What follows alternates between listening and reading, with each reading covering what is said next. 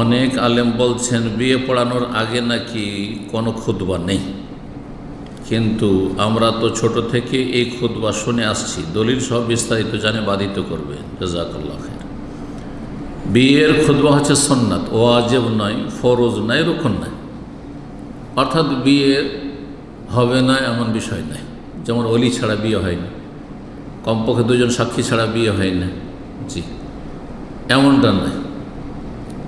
বিয়ে হয়ে যাবে, কিন্তু একটা মজলিস, বরকতের মজলিস, হ্যাঁ, দাম্পত্য জীবন এখন গড়ে তুলতে যাচ্ছে একজন ছেলে একজন মেয়ে, আর সেই সময় আল্লাহর জিকির হবে না, আল্লাহর প্রশংসা হবে না, আল্লাহর নাম নেওয়া হবে না, সেটা বরকতহীন হবে, সেটা বরকতহীন হবে।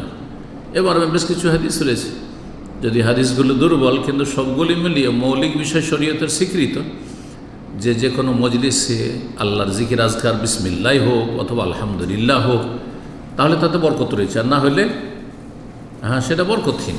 জি। আর তারপরে নবী সাল্লাল্লাহু আলাইহি ওয়াসাল্লাম খুতবা পড়তেন, খুতবাতুল হাজা, মানে যে কোনো প্রয়োজনে খুতবা পড়তেন। বিয়ে শাদী ঠিক একটি প্রয়োজন না, অবশ্যই প্রয়োজন।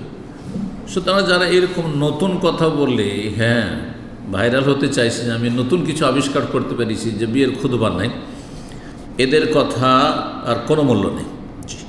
বরং আল্লাহর হামদোসানা গণগান করা, ইন্নাল হামদালিল্লাহ, খুতবাতুল হাজা পড়া, এটি বিয়ের এই বৈবাহিক জীবনে বরকতের মাধ্যম। আল্লাহ বুঝার তৌফিক দান করেন, মধ্যম পন্থা অবলম্বনে তৌফিক দান করেন। বাড়াবাড়ি যদি কেউ মনে করে যে খুতবা পড়া হলো না বিয়ে হবে না, বাড়াবাড়ি। আর ছাড়াছাড়ি, হ্যাঁ, গাফিলতি, উদাসীনতা হচ্ছে যে খুতবা স্পষ্ট নেই সুতরাং খুতবা অস্বীকার, না, এগুলো নতুন নতুন গুমরাহির রাস্তা বেরিয়ে আসছে। আল্লাহ হেফাজত করুন।